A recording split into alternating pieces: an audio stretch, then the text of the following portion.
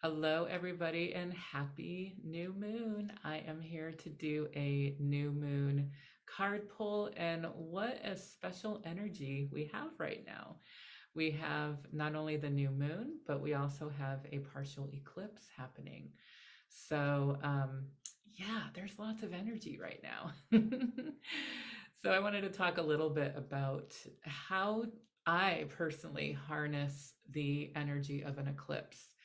And I often find that if I don't do it consciously, the universe does it for me. And then it shows up in different ways that I didn't see coming.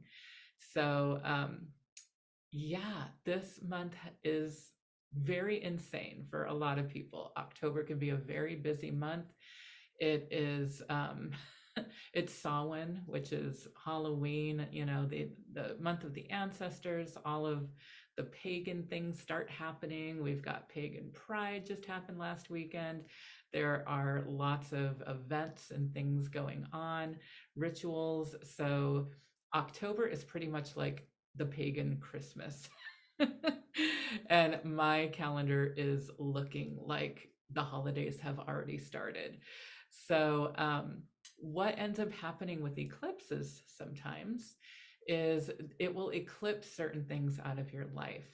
And so, what I'm seeing is this energy of kind of cutthroat, like, do I really need to do this thing? Do I really want to make room in my already like packed schedule for this person, this place, this event, this thing, whatever it is, right? And so I've gotten kind of cutthroat with my time and my energy. And I've had to go through my calendar and just say, sorry, I can't make it to this thing. I can't do this thing because I need to make time for me. And that is one of the things that I really try to focus on is yes, I do want to be out there helping as many people as I can, celebrating things, being there to support other people. And I have to say yes to myself as well. And so that energy of the eclipse has shown this to me. Like certain things have fallen off. They've fallen off my schedule without me even having to do it. And it gives me time to really ground. And instead of like hurrying up and booking something else in that little space that I have, I'm going to occupy that space and take some breaths and maybe even make it bigger instead of doing one thing after the other. So I invite you guys to take in this beautiful new moon energy. It's also a time to bring in balance, right? Because we've got the solar eclipse happening, we've got the new moon, and we've also got all of this happening in Libra, which is literally the sign of balance. So where do you need to find more balance in your life? For me, it was work and play, right? Like a lot of the things I was going to, they're fun, right? All the rituals are fun. Doing tarot at events is fun. Going to events is fun.